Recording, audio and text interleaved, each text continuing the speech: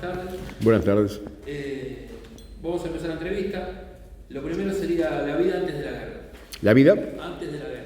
Antes de la guerra yo fui estudiante, me recibí de perito mercantil en el año 1980 en la ciudad de Buenos Aires, debiendo una materia de la secundaria, por eso no pude pedir prórroga en el 81, cursando la Universidad del Salvador, pero no era alumno regular, así que tuve que entrar al sorteo, y en el sorteo me tocó 992, el número de sorteo, era Marina, y dentro de la Marina, Infantería de Marina. Vivía con mis padres, soy hijo único, en Caballito. Bueno, ¿y dónde naciste?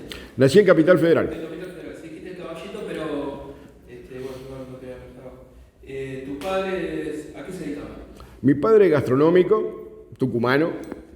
Mi madre enfermera del Chubut, de Esquel. Y bueno, hijo único, nací acá. ¿Y con quién viviste tu infancia? ¿Con quién viví? Con mis padres. ¿Y de chico qué te gustaba hacer? En realidad, como todo chico y más de aquella época, me gustaba el deporte. Fui representante en el equipo de gimnasia, fui gimnasta, después representé al club de Banfield también en una competición. Y bueno, quizás me equivoqué de carrera, mi intención era otra, pero bueno, en ese entonces el boom era la computación, por eso me incliné por analista de sistema, al cual comencé la carrera, pero nunca la terminé. ¿Y cuando eras grande qué querías ser? ¿Analista de sistemas? ¿No deportista? No, en realidad quería ser contador público, o profesor de educación física. Pero bueno, el destino. Y antes de todo eso, ¿y qué sabías de las Islas Malvinas? Bueno, de lo que uno puede aprender en el colegio del chico, que eran nuestras hermanitas perdidas, que era un territorio usurpado por los británicos, y bueno, que era una materia pendiente como nación poder recuperar nuestras islas. Y con respecto a eso, ¿cómo te enteraste de la recuperación de las islas?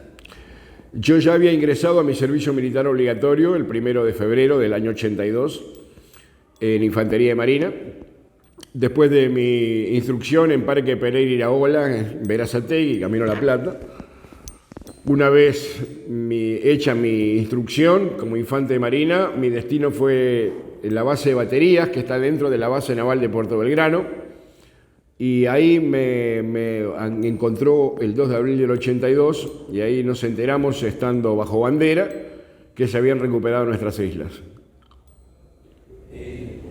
¿Y cómo te despediste en ese momento de tus seres queridos en el momento que te convocaron? No, el momento que me convocaron a Malvinas, bueno, no, en realidad el 2 de abril se recuperan las islas, pero no había una certeza de que el batallón o un grupo del batallón iba a ir a las Islas Malvinas. Mi madre me vino a visitar un 10 de abril, que era sábado de gloria, me acuerdo. No había novedades de Malvinas y bueno, ella me decía de que no quería que vaya, que yo le decía que vaya ¿a dónde? A la guerra. Digo, ¿de qué guerra me estás hablando, vieja? Le digo, me dice, no, porque ellos van a venir. Y bueno, ahí creo que tomé conciencia de lo que muchas veces se dice, ¿no? Nosotros como varones, obviamente estamos muy allegados a nuestros hijos, pero una madre es distinto. Una madre percibe algo que nosotros los varones no percibimos. O mi vieja era del servicio de inteligencia mundial, qué sé yo, porque sabía que iban a venir y vinieron, sabía que iba a haber una guerra y sabía que yo iba a ir. Y nada que ver, porque yo en ese momento no le mentí, digo, ma, quédate tranquila que hay un montón de soldados adentro que me van a llevar a mí. Y al otro día, cuando ella está llegando nuevamente acá a Caballito, a Capital Federal, nos convocan en un salón que era el casino de suboficiales, y ahí nos dicen de que la compañía había sido designada para ir a Malvinas con ametralladoras pesadas 12,7, es una ametralladora antiaérea. Acá traje una réplica en miniatura de lo que es la máquina. Y es un armamento que no utiliza Infantería de Marina. Así que bueno, nos adiestraron un par de días con esta máquina y nos dieron la posibilidad de quedarnos. Ese 11, domingo de Pascua, 11 de abril, nos dicen de que íbamos a ir a cumplir una misión muy difícil y que es muy probable que muchos de nosotros no vuelvan. Y tenía razón. Fuimos 128 hombres y volvimos 121. De esos 632 héroes que dejó esa gesta, 7 son compañeros míos. Y bueno, así fue que decidí ir, porque también nos preguntan si el que no se sienta capacitado físicamente o psíquicamente, que me lo diga acá y no que me lo diga en el campo de batalla. Al otro día había que dar una respuesta, un domingo que no se hace nada en un batallón, llovía muchísimo, domingo de Pascua. Había que pensar qué respuesta dar el lunes y la respuesta fue: si es un armamento nuevo, da lo mismo tener 2 meses de servicio militar, 8 meses o un año. Era algo que nos iban a enseñar a todos por parte igual. Y bueno, yo de metido digo, yo quiero formar parte de la compañía. Y bueno, formé parte de la compañía y después formé parte de la guerra. Y en esa situación, tus compañeros, ¿cómo lo vivían? Tu vivencia ya la dijiste. ¿Y tus compañeros cómo era el clima de la guerra? No, obviamente, primero era como una algarabía por la recuperación de nuestras queridas islas. Y era una situación que nos ponía un poco entre la espada y la pared, pero creo que a los 18, 19 años, todos, tanto varones como mujeres, nos llevamos el mundo por delante y no queremos quedar afuera de nada. Queremos ser protagonistas. Y bueno, el ser protagonista nos llevó a tomar una decisión de querer formar parte de esto y partir hacia las Islas Malvinas. ¿De los que estaban ahí al lado, alguno dijo que no? Yo no recuerdo, pero tengo entendido de que hubo 2/3 compañeros que dijeron que no. Yo la verdad no recuerdo eso. Además que yo era un soldado nuevo.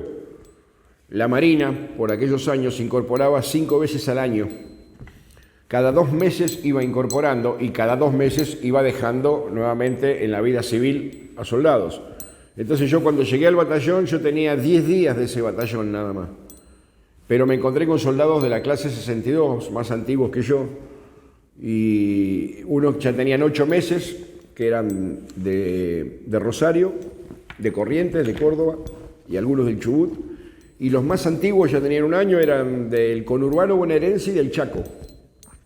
Y nosotros en la primera tanda 63 éramos de Misiones, Tucumán, Santiago del Estero y Capital Federal. Es decir, era una mezcla rarísima, pero hermosa, la verdad. ¿Y la movilización, la llegada a las islas, cómo te movilizaste a las islas? ¿Cómo te movilizaste? Nos fuimos en 2 grandes grupos, un 16 de abril. Salimos de la base Espora, volamos a Río Grande, Tierra del Fuego. El primer grupo llega a Tierra del Fuego y automáticamente hace transbordo de avión y continúa su viaje hacia las islas. Yo iba en el segundo grupo, donde quedamos, pues ya nos tocó, fíjate la fecha en que estamos, que ya estamos oscuros, entonces ya bajaba el sol, no nos daba tiempo de hacer un traspaso de material y de equipamiento, víveres y todo a otro avión, así que hicimos noche en el BIM 5. BIM significa Batallón de Infantería Marina, el famoso BIM 5. Hicimos noche ahí y al otro día, 17, volamos a las islas. El 17 nos volvemos a reencontrar toda la compañía y ahí nos enteramos de que nos iban a dividir por distintos puntos de las islas, ya que esta maquinita se necesitaba, como es antiaérea, en distintos puntos para defensa antiaérea.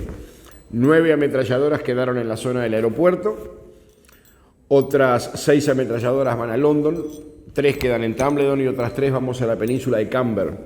La península de Camber está justo enfrente a Puerto Argentino. En mi caso me tocó ayudar a los que subían y iban a quedar en London, ayudarles a subir el equipo. Víveres, armas, munición, equipo. Tuve que hacer 2 viajes ayudando y el segundo viaje ya me hice noche en London. Al otro día bajamos 3 ametralladoras a la península de Camber. Cada ametralladora es operada por 4 hombres. ¿Y el contacto con los isleños en ese momento que estuviste cuando te trasladaste de uno al otro, el contacto con los isleños, cómo fue? ¿O No, con los isleños casi ni se los veía.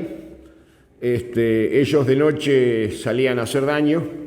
De noche es ahora, es noche, y son las 7 de la tarde. Es decir, en Malvinas oscurece muy temprano y amanece muy tarde, en esta época del año. En verano es totalmente al revés. Son las 11 de la noche y hay sol. Pero claro, se nos ocurrió pelearlo en invierno-otoño, otoño-invierno, así que bueno. No, contrato con los kelpers, no, yo no tuve. ¿Y en los días previos al inicio del combate, cómo lo vivías? Los días previos, ¿cómo Y los días previos fueron de preparativo. En realidad nosotros no sabemos cuándo iba a comenzar la guerra y si es que iba a comenzar la guerra. Porque veníamos de una experiencia, no en lo personal, pero sí como país, en el año 78, un conflicto con Chile, pero que se preparó todo y resulta que después no pasó nada. Bueno, acá también podía llegar a pasar lo mismo. Nos preparamos en Camber 3 ametralladoras, 12 soldados y un cabo segundo.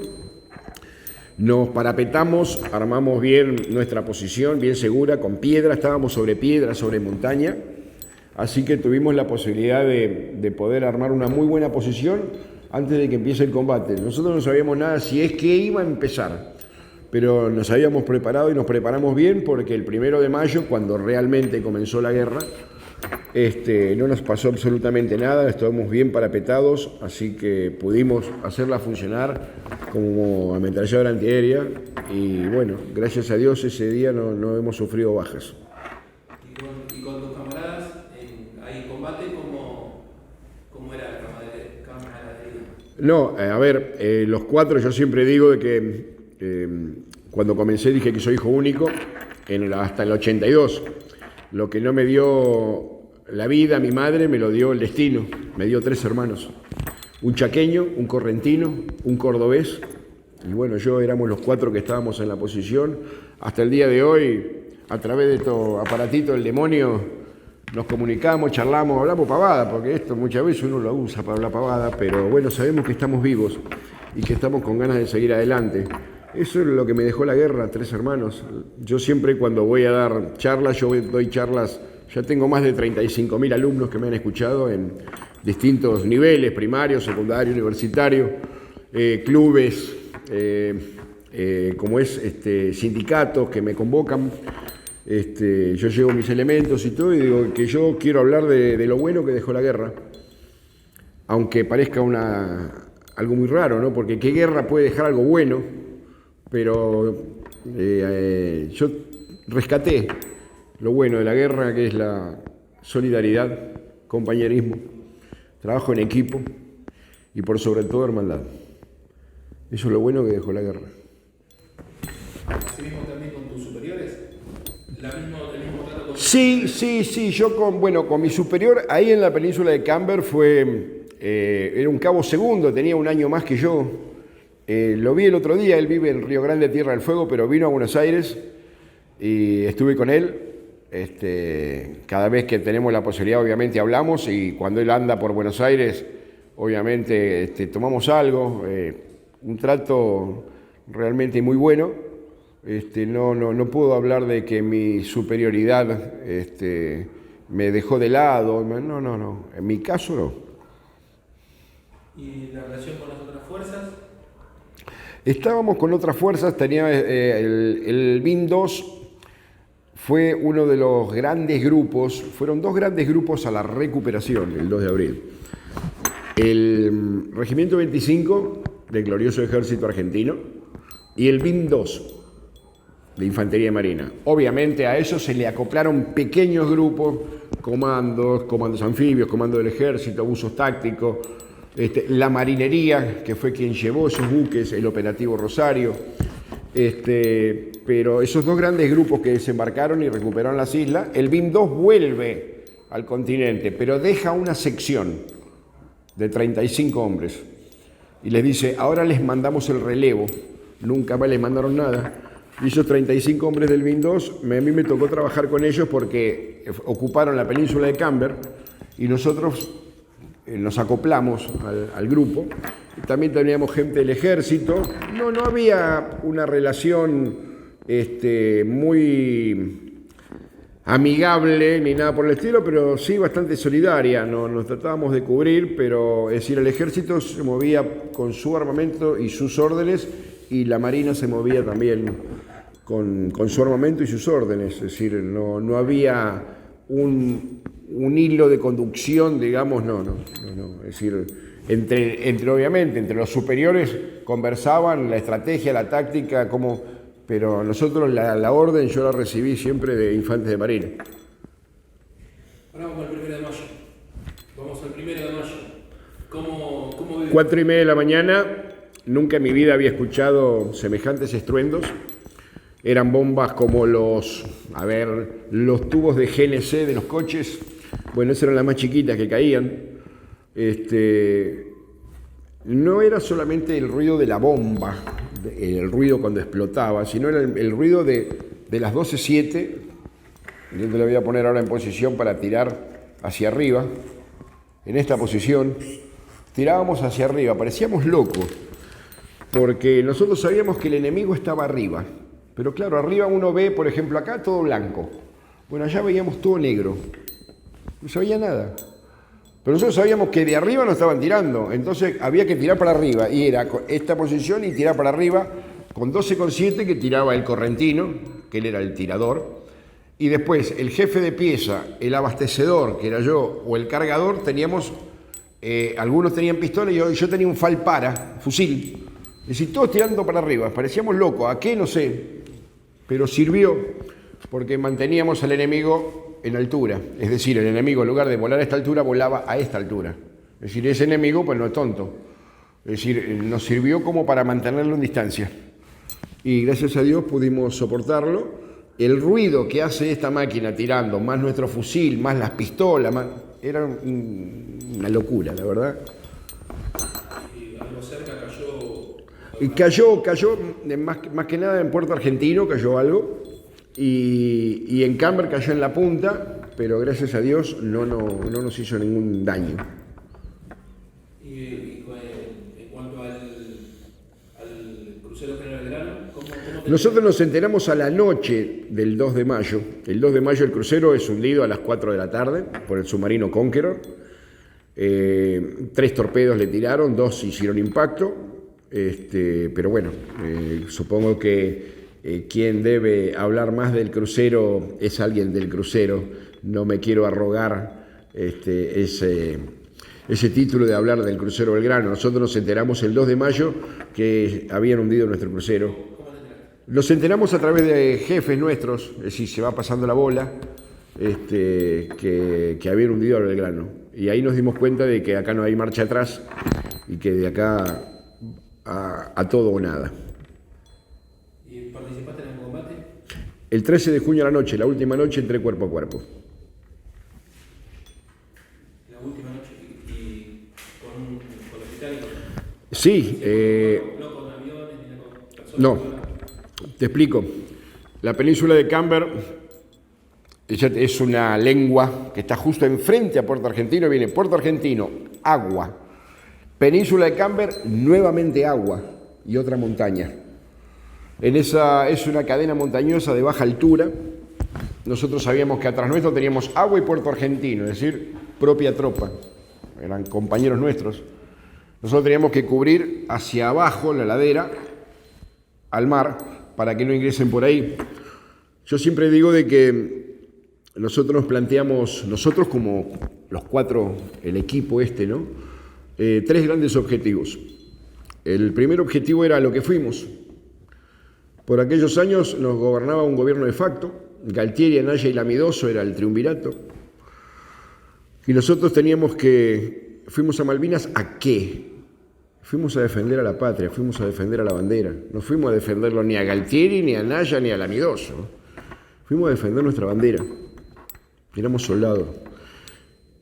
Y cumplimos. El segundo objetivo era que por la península de Camber no ingresen los británicos, y ahora vamos a llegar a eso, no ingresaron. Y el tercer gran objetivo era, los 4 debíamos volver sanos y salvos, y cumplimos. Por eso me tomé el atrevimiento y la caradurez de hacer mi libro, que se llama Camber, Misión Cumplida. Porque nosotros cumplimos con nuestra misión. Y siempre le digo a los alumnos de que, no sé, ustedes, ¿qué cantidad de alumnos son estudiando esta carrera? 20, 25, lo que fuere. Y el objetivo es seguir avanzando. Y tienen que avanzar los 25, o los 30, o los que fueren. No puede quedar nadie en el camino. Porque el objetivo es un objetivo para todos. Y los objetivos se logran en equipo. Y muchas veces le pregunto a los alumnos, ¿cuántos éramos nosotros? 4. Le digo, no, la verdad que no éramos 4. ¿Saben cuántos éramos? Éramos 1. Porque todos nos necesitábamos de todos. No podía quedar nadie colgado, nadie en el camino. Y así se logran los objetivos. Y cumplimos. Entonces, este atrevimiento que me tomé y nombrar Camber Misión Cumplida es porque cumplimos el objetivo con mis 3 hermanos, que no éramos 4, éramos 1. Y hasta el día de hoy seguimos siendo 1. El cordobés está viviendo en Posadas Misiones, el correntino también está viviendo en Misiones, en Apóstoles. El chaqueño se vino para acá, se hizo cheto, está en Pilar. Y yo me vine de la capital federal, me vine hasta Avellaneda ya hace más de 25 años. Así que es duro, es lindo contar todo esto. Obviamente recuerdos, 41 años van de aquella gloriosa gesta de Malvinas, donde nos tocó, siendo jóvenes, empuñar un arma y ir a defender a la patria. Y yo siempre digo de que no es ni la única ni la mejor manera de hacer patria. Hacer patria es esto. Es lo que está haciendo el señor camarógrafo, tomándome. Vos que me estás haciendo preguntas, con tus compañeros que están escuchando atentamente, el profe, la universidad en su conjunto, el señor que está barriendo la calle o el que en este momento está cortando carne en una carnicería. Mientras uno haga lo que le corresponde hacer en ese momento, lo haga bien, está haciendo patria. No hace falta agarrar un arma y empezar a los tiros. No, para nada. A mí me tocó y lo hice. Y creo que lo hicimos todos los veteranos de guerra con orgullo y con honor. Defender a nuestra patria. Patria que después, obviamente, vino la otra guerra, después del 82, ¿no? La que sufrimos nosotros internamente. Pero bueno, son gajes del oficio. Gracias a Dios lo hemos superado, en su gran mayoría, obviamente. Quedaron muchísimos compañeros suicidados. Pero bueno, los que todavía tenemos voz y tenemos la posibilidad de escribir algo, lo vamos a seguir haciendo, sobre todo por esos 632 que quedaron allá. No se puede olvidar la gesta de Malvinas, porque habrá sido una guerra que no era el momento, que todo lo que quieran, pero quedó sangre argentina. Es decir, que si antes eran argentinas, ahora son más argentinas que antes todavía.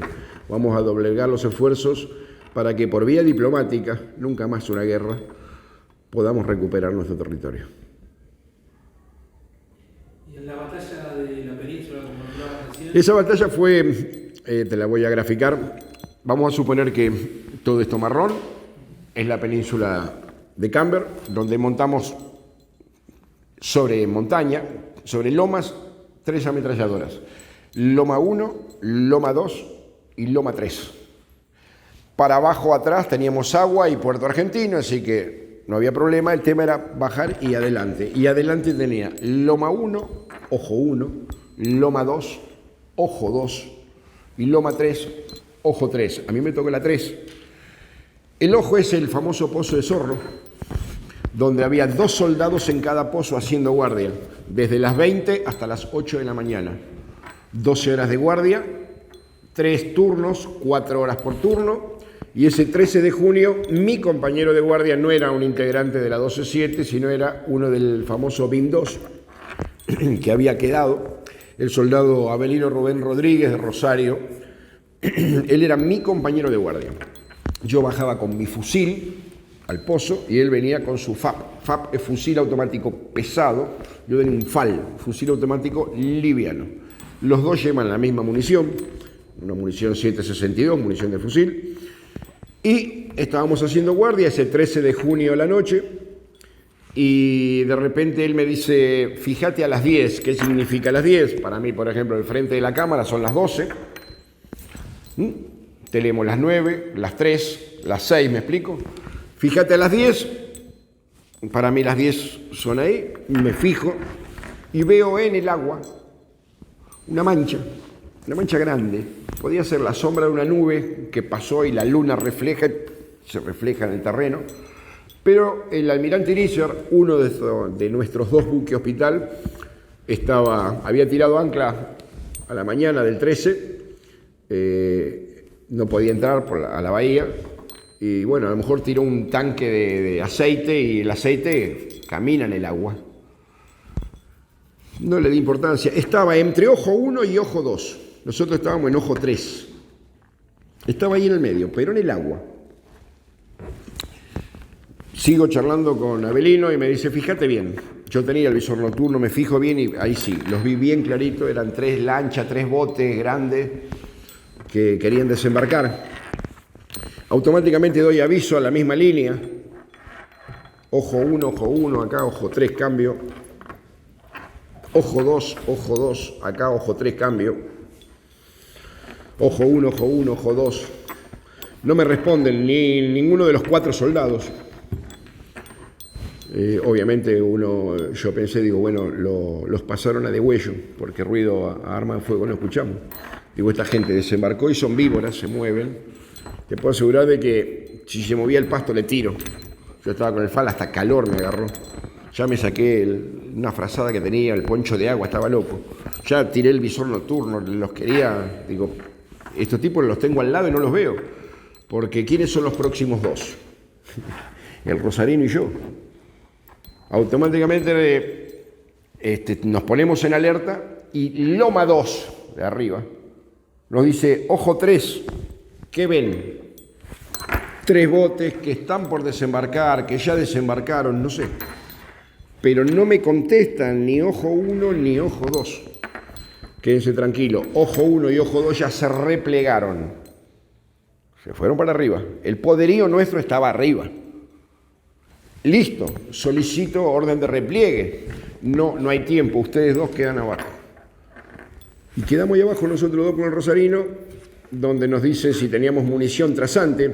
Es la munición que se ve cuando hay combate nocturno, una línea de puntos. Es porque se está utilizando munición trazante. Sirve para marcar hacia dónde tienen que tirar todos mis compañeros, pero al enemigo le sirven para saber de dónde están saliendo las balas también. Tiene su pro y su contra. Automáticamente le digo a Avelino hay que abrir fuego para marcar hacia dónde tienen que tirar todos. Y ahí me entero de que Avelino no había llevado su correaje, que todos los cargadores de bala no los tenía encima, los había dejado en su posición. Eran 240 balas que tenía que tener colgado en la cintura, no tenía ninguna. Yo le presté automáticamente 2 cargadores de los míos y abrimos fuego. Automáticamente cuando abrimos fuego se abren en abanico ellos. Uno se va para un lado, otro se va para atrás y otro se viene para el lado nuestro. Mientras estábamos tirando todos, claro, primero lo tenía a las 10, después lo tenía a las 11, después lo tenía a las 12. Y claro, mis compañeros le estaban tirando al mismo que le estaba tirando yo. Así que quedamos en la línea de fuego. Automáticamente nos metimos dentro del pozo y lo único que falta, que sería el colmo del soldado. No me mata el inglés, me mata el correntino. Ya sería terrible. Así que bueno, automáticamente se va como para el lado del Irizar. El Irizar prende las luces como diciendo guarda que somos buque hospital. Así que dio la vuelta y se fue para enfrente. Al otro día obviamente nos quedamos como 3 horas más de guardia, porque no sabíamos si alguno había podido descender y estaba sobre la superficie. Así que nos quedamos, se hizo un rastrillaje, no pudieron desembarcar. Por eso es que te dije que cumplimos el objetivo, no ingresaron por la península de Camber. Obviamente al volver a la posición, como a las 2 y pico, 3 de la mañana, lo primero que hice es cargar. Nunca dije, después de muchos años, que el soldado Rodríguez no había llevado las balas, porque si no creo que todavía está haciendo la colimba, más o menos. A cargar nuevamente, los ojos eran 2 platos, ya uno estaba pasado de rosca, estaba con la famosa adrenalina a 153.000 más o menos. Loco porque digo, bueno, van a volver. Y estábamos preparados esperándolos, no volvieron. Al otro día de la mañana, 14 de junio, a media mañana, nos dice, soldado, nos replegamos a Puerto Argentino, atrás, con arma y munición. Obviamente la 12,7 la destruimos, si no la usamos nosotros, no la usa nadie. Y con el arma personal y con munición cargada, cruzamos en lancha a Puerto Argentino. Por eso, en rojo también mi libro dice, Malvinas solo replegado, nunca rendido. Porque la última orden que yo recibí como soldado fue soldado replegarse. Ese 14 de junio, en horas de la tarde, con muy buen criterio, porque lo tengo que aclarar, muy buen criterio, se firma el cese de fuego. Yo no llevé lapicera, Malvinas. Yo llevé bala, yo no firmé nada. Por lo tanto, no. El cese de fuego sí, pero la rendición jamás. Solo replegado, nunca rendido. Y no me voy a rendir nunca. Esta es la manera de dar batalla, la batalla cultural. A través de mi relato, a través de mi escritura, como el de todos mis compañeros. Ya hay más de 150 libros que se escribieron sobre la guerra de Malvinas, obviamente, cada uno contando desde su lugar y su vivencia. Esto la verdad que para mí es gratificante que me puedan convocar para algo tan importante como esta, que va a estar en una plataforma esto, y la Universidad de Avellaneda, una universidad pública.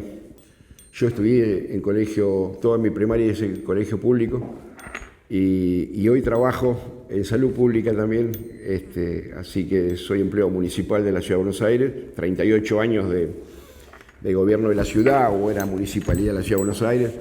Hoy coordino el programa de salud para veteranos de guerra de la ciudad. Y bueno, esta es la manera de dar batalla. Así que bueno, si hay alguna otra pregunta, con mucho gusto. En ese combate o en otro combate que hubo, ¿pudo ver algún compañero caído? No, por suerte los que estábamos más cerca de quedar éramos Avelino y yo, pero gracias a Dios pudimos volver. Lamentablemente Avelino ahora en septiembre se van a cumplir 2 años que nos dejó, pero por problemas posguerra, enfermedad y etcétera, etcétera, ya no tengo un hermano más que era Avelino, que fue mi compañero de combate esa noche. ¿Y tuviste que entregar el armamento? ¿Tuviste que entregar el armamento? El armamento, el día 14 yo cruzamos con arma y munición. Estuve todo el 14 con arma y munición en Puerto Argentino, en un gimnasio que, todos los deportes que se hacen en Malvinas se hacen bajo techo, por el viento. Si uno tira la pelota arriba y la va a buscar la Antártida, más o menos. Entonces, todos los deportes se hacen en gimnasios. Nos pusieron prisioneros ahí, pero no nos quitaron el arma. Estábamos con arma y munición todo el 14 y el 15... nos sacan caminando 9,5 kilómetros hacia el aeropuerto, y ahí sí, tuvimos que entregar fusil, casco, correaje, y obviamente la orden era entregar el armamento destruido, así que le pegué con mucha fuerza contra una piedra al fusil, le saqué los cargadores, todo, le tiré el cajón de mecanismo, y yo la famosa pila de fusiles que se ve, la mayoría estaban destruidos, no servían para nada ya. Es decir, si no me sirven a mí, yo no te voy a dejar mi armamento tampoco.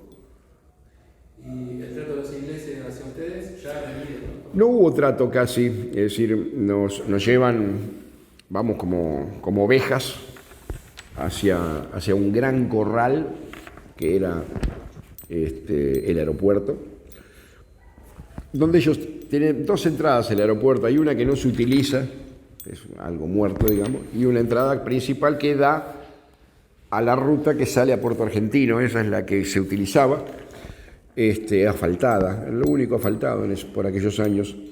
y no hubo trato con los soldados. Es decir, los ingleses daban la orden al oficial nuestro y el oficial nuestro, como si fueran el batallón, seguían la orden para abajo. Es decir, no tuvimos ese trato hasta el 20 de junio, el último día sí, el último día pudimos interactuar, en mi caso mínimamente, porque yo nunca me gustó el inglés, siempre me la llevaba todos los años la materia, pero bueno, en una pido agua, estando prisionero el 20 de junio, salimos muy temprano a la mañana caminando otra vez 9,5 kilómetros hacia Puerto Argentino y ahí nos hicieron trabajar. Cada uno ordenaba una cosa, otro otra, otro hacía esto, otro le tocaba juntar cadáveres. A mí me tocó desarmar un polvorín, sacar cajones de municiones y ponerlos sobre la calle asfaltada, que era la costa, todo ordenadito, lo que era munición de pistola, munición de FAL, munición de 12,7. Hacia el Pira ellos venían con los Zampi y los levantaban. Había que dejarle prolijo todo. Y en una, pido agua, le digo al británico, un británico que con fusil a la cazadora, él nos controlaba, éramos un grupo de 10, 12, entonces le digo, water please, y me acerco a un bidón de agua, y no, me decía, no, y me hacía así con el fusil, y digo, pero me va a negar un vaso de agua, y que me aleje, sacó un tubito como si fuera el de Redoxón, digamos, chiquitito así, sacó una pastilla, la tiró dentro del bidón, lo batió, él se alejó y ahí sí, water. Es decir, me potabilizó el agua. Nosotros en la vida de Dios, en los 64 días, ¿qué agua? Nosotros agarrábamos del pasto la nieve o la escarcha y tomábamos eso era el agua. Que después nos quedó la duda, ¿no? Era agua. Si no había baño en Malvinas, era todo baño. ¿Qué sé yo? Pero estaba fresquito, era líquido, chao. Y bueno, y ahí nos pregunta el británico.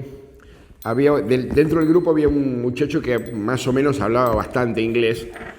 Y este británico, que no sé si era británico o no, porque nos pregunta cuánto cobrábamos nosotros por ir a la guerra. Y le digo, no, loco, decirle que lo nuestro es un servicio militar obligatorio. Ningún cobrar. Y le explica y da un paso para atrás, nos señala y nos hace así que estamos todos locos. Es money, le señalaba el bolsillo. Tipo, era como, vamos a suponer que él cobraba, qué sé yo, $100 y nosotros pagábamos 120, se venía para lo nuestro, se cambiaba la picha es decir, él iba por la plata. El que pagaba más, ahí estaba. Él no sabía ni dónde estaban, ni contra quién peleaban, ni por qué. A él le dijeron, hay tanta plata y hay que bajar a los que están vestidos de naranja. Chao, listo, allá fue. No le interesaba un pito, es decir, mercenarios, pero 100%. Y después ya, terminado esa acción, ¿cómo volviste? ¿Cómo volví? Ese día, 20 de junio, domingo, Día de la Bandera, y por ser tercer domingo, Día del Padre, coincidió. Ese domingo 20 de junio del 82, tipo 10 de la noche, embarcamos en un remolcador inglés y nos sacó un par de millas afuera y ahí fuimos cargando, se fue llenando el buque Almirante Irizar, el buque hospital. Buscaba más soldados y así, y a la madrugada zarpamos rumbo a Ushuaia, llegamos un 22 al mediodía, antes del mediodía del 22 ya estábamos en Ushuaia. Y de Ushuaia en avión a la base Espora en Bahía Blanca, de vuelta al batallón. Con lo puesto.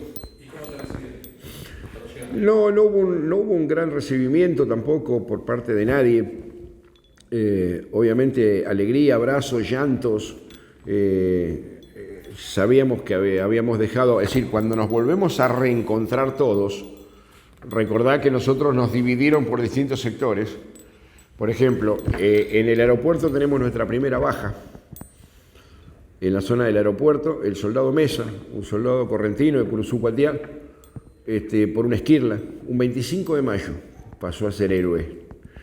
Y después hubo 5 en Monte London y el séptimo, 5 más ese 6, y el séptimo en Tumbledon abajo, soldado Rola, de Rosario. Y bueno, ahí nos enteramos y nos iban contando, de Encamber ninguno, por suerte volvimos los 12. Y bueno, nos iban contando, no, yo estuve con fulanito, pero perdió la vida en un combate, el otro una esquirla. Entonces nos íbamos enterando que nos iban faltando compañeros. Y bueno, obviamente momentos duros, y volver nuevamente al continente era tener que contar que había quedado allá fulanito, menganito, y es duro. Todas las unidades llegaban casi del mismo modo, el ISAR o otros medios. ¿Cómo? Las unidades de combate. Vos estabas en una que era que nombraste primero, pero no todos los soldados vinieron juntos. No, por supuesto, no. A ver, hubo soldados que empezaron a salir ya de Malvinas para acá porque estaban heridos o algo. A partir de los primeros días de junio ya empezaban a volver soldados. Por herido, por ejemplo, ¿entendés? ¿Cómo los? ¿Sabés cómo los trasladaban? Claro, se trasladaban al hospital o al hospital de campaña y de ahí al aeropuerto, y el Hércules los iba trayendo para acá, y si no, iban al buque hospital. El Almirante Irizar o el Bahía Paraíso eran nuestros dos buques hospital, donde ellos recibían al herido. No importaba la camiseta. Es más, por ejemplo, tengo entendido, del buque Bahía Paraíso tenía heridos ingleses, pero el buque hospital inglés tenía heridos argentinos. Cuando estaban en condiciones, te mando 4, mándame 5, y se cambiaban, porque el buque hospital está para asistir al herido, no importa de qué bando, había que salvar una vida. ¿Y en el regreso tus superiores, cómo te trataban tus superiores? No, bien, es decir, a ver, mi regreso fue, obviamente fue traumático el volver y que te falte algo, si bien no eran compañeros míos del servicio militar. Acordate que yo tenía 10 días en ese batallón nada más, es decir, no tenía tanto conocimiento ni tanto apego con los que fallecieron. Y a mí me tocó hacer 9 meses más de servicio militar. ¿Pero volviste a donde partiste? ¿Volví? ¿Volví? ¿De dónde partiste? ¿De dónde partí? De dónde partí, no me dieron el pase. Obviamente los soldados más antiguos, que en este caso eran los chaqueños, ellos al volver ya se habían pasado de los 14 meses, ya llevaban 15, así que automáticamente dejaron la pilcha militar y le dieron la pilcha civil a su casa. Los santafesinos, los correntinos, los cordobeses, les faltaban 3 meses para terminar sus 14. Se comieron los 3 meses más y se fueron. Pero a nosotros nos faltaban 9 y nos comimos los 9 meses. Ya dejando un poco de lado ahí el combate, la guerra, ¿cómo fue el recibimiento de tu familia? ¿El reencuentro?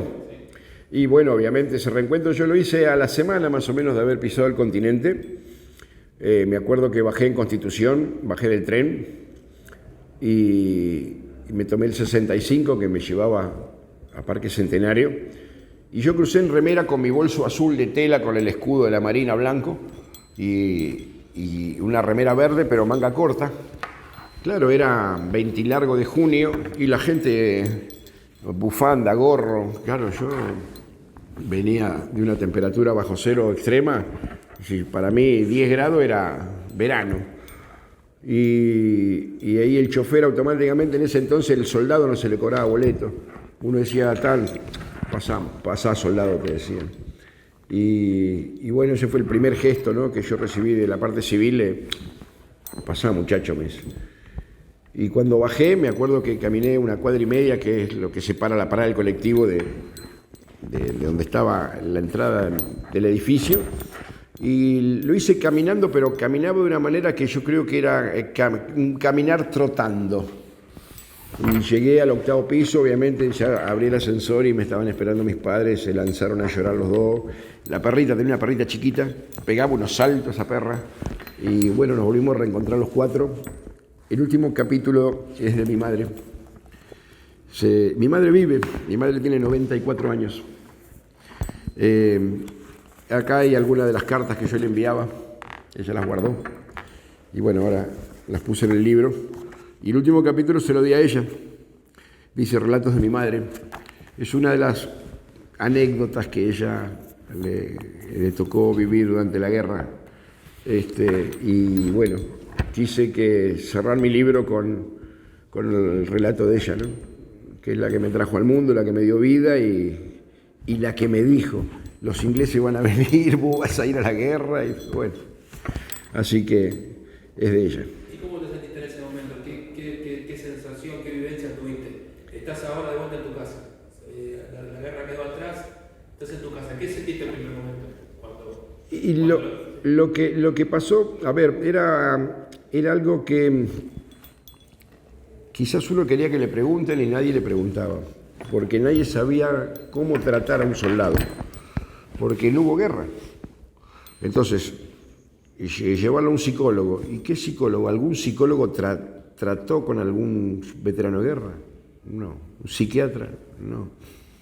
¿Un civil? No. ¿Mi madre? No. ¿Mi padre? Tampoco. Es decir, todo el entorno, todos te miraban y ¿le pregunto o no le pregunto? Porque ¿cómo se trata a un veterano de guerra? No había experiencia de nada. Nunca habíamos pasado, nunca. Estamos hablando de los últimos 100 años, no habíamos entrado en guerra, entonces no había experiencia de parte de nadie de cómo tratar a un veterano de guerra.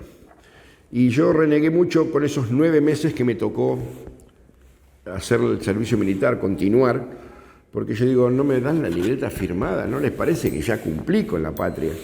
Pero después lo agradecí, porque yo salía todos los viernes de Franco, me hacía esos 650 kilómetros y tenía 3 días de vida civil, 4 días de vida militar. El viernes tenía 3 días de vida civil, 4 días de vida militar. Es decir, me fui reacomodando, reinsertando de a poco. Muy duro fue para el que terminó la guerra, lo vistieron de civil, lo largaron a la calle y no hubo contención. ¿A qué te dedicaste en esos momentos? En ese entonces quise volver a retomar mis estudios, no me dio la cabeza, la verdad que no pude, me dediqué a trabajar. Mi primer trabajo fue la clínica El Sol Arenales, hoy ya no existe más, era la maternidad.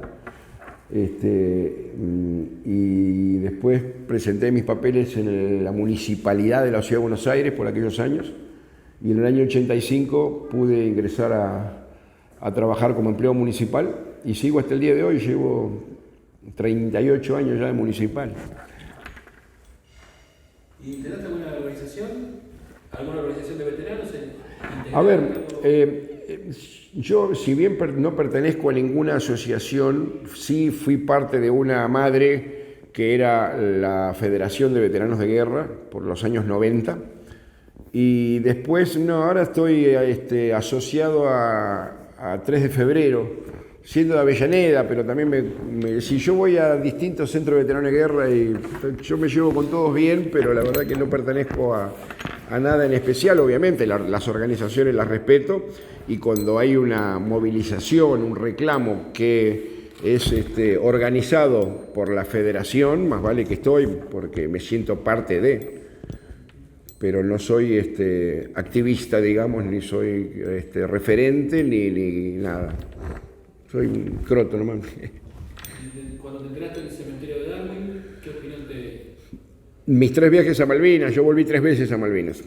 Volví en el 2012, 2015 y 2017. Entrar al cementerio por primera vez en el 2012 obviamente fue muy duro, porque yo iba a rendir honores a mis camaradas, a mis compañeros, y a eso fui. Y obviamente recorrer Camber, se te pianta un lagrimón, y están mis 3 viajes acá, siempre haciendo maldades, bien de porteño, ¿viste? Llevé un aerosol, escribí las piedras, ¿viste? Acá combatió Víctor Villagra, resulta que eso no se podía hacer, me llevé una bandera de Boca, no se puede desplegar banderas, me quisieron sacar la bandera, darme un despelote ahí adentro, pero bueno, qué sé yo, todos relatos que cuento acá, ¿no? Y no sé, para mí pisar Malvinas nuevamente fue algo como que te sacas una mochila encima, ¿no? Es decir, volver a Malvinas, y sobre todo el último viaje, 2017, que volví con mis compañeros. y estar, no vino el cordobés, pero sí vino el chaqueño y el correntino, y está la foto. Estamos los tres en la misma piedra donde estábamos con la 12-7, pero ya estábamos fumando un cigarrillo, con una latita de cerveza, con ropa de civil, abrigaditos, secos. Ya no escuchábamos más ruido a bomba, a helicóptero, a aviones. Y bueno, obviamente fue un momento único e irrepetible. Nos abrazábamos, llorábamos, nos reíamos. Era una mezcla de cosas raras, ¿no? Decir, mirá vos, estamos de vuelta acá y no nos pasó nada, gracias a Dios, y ya con cada uno con su familia formada y todo, ¿no? Y fue algo realmente maravilloso. Ahí pudiste vivir el reconocimiento de los cuerpos. Eso claro, ya en el último viaje ya pudimos ver en el cementerio cómo tenían la placa, cada uno con su nombre, cosa que no me pasó en el 2012, cuando la mayoría era soldado argentino solo conocido por Dios. Yo estoy en hora.